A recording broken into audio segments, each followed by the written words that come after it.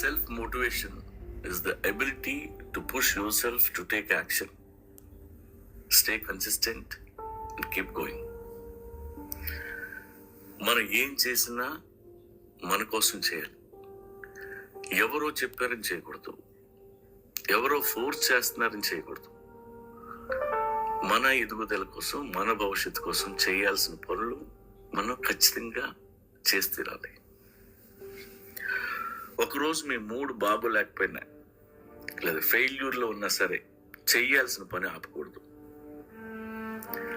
Self motivation గురించి సింపుల్గా చెప్పాలంటే, I do it no matter what I feel right now. ఇందులో రెండు రకాలు ఉన్నాయి. ఒకటి ఎక్స్టర్నల్ మోటివేషన్, రెండోది ఇంటర్నల్ మోటివేషన్. రివార్డ్స్ కోసం, ప్రశంసల కోసం లేదా ప్రెషర్ వల్ల చేసేది ఎక్స్టర్నల్ మోటివేషన్. నీ గోల్స్ కోసం, నీ వాల్యూస్ కోసం, నీ మైండ్ సెట్ కోసం చేసేది ఇంటర్నల్ మోటివేషన్. రోజు తెల్లవారుజామున ఎవరో లేపితే లేవడం ఎక్స్టర్నల్.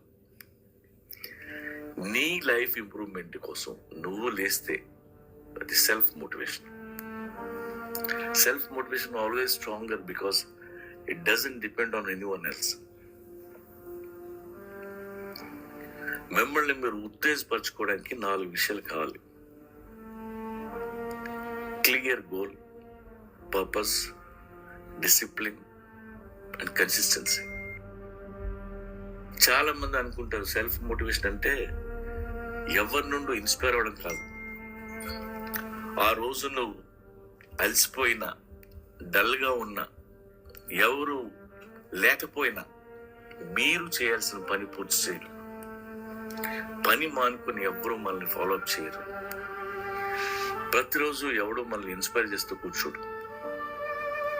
ట్రైనర్ వచ్చినా రాకపోయినా మీరు జిమ్కి వెళ్ళాల్సిందే. ఒకవేళ మీకు జ్వరం వచ్చినా, కాలు దెబ్బ తగిలినా సరే కాసేపు వెళ్ళి జిమ్లో కూర్చోగలగడం సెల్ఫ్ మోటివేషన్.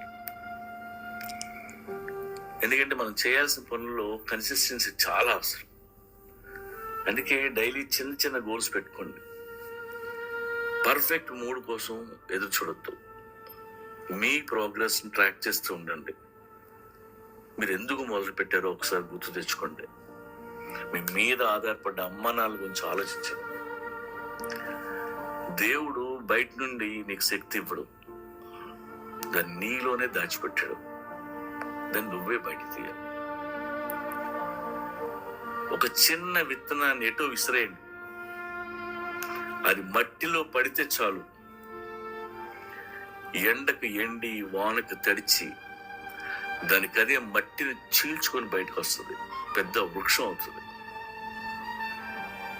దానికి నువ్వు పెద్ద వృక్షం అవ్వాలని ఎవ్వడూ మోటివేట్ చేయడం. జీవితంలో ఏం అవ్వాలో దానికి తెలుసు, అలా అయ్యేంత వరకు అది ఆగదు. దాన్నే సెల్ఫ్ మోటివేషన్ అంటారు. మనకేమో ఇన్స్పైర్ అవ్వడానికి బుక్స్ కావాలి, కొటేషన్స్ కావాలి, లేదా ఇన్స్పైర్ చేసే లీడర్స్ కావాలి.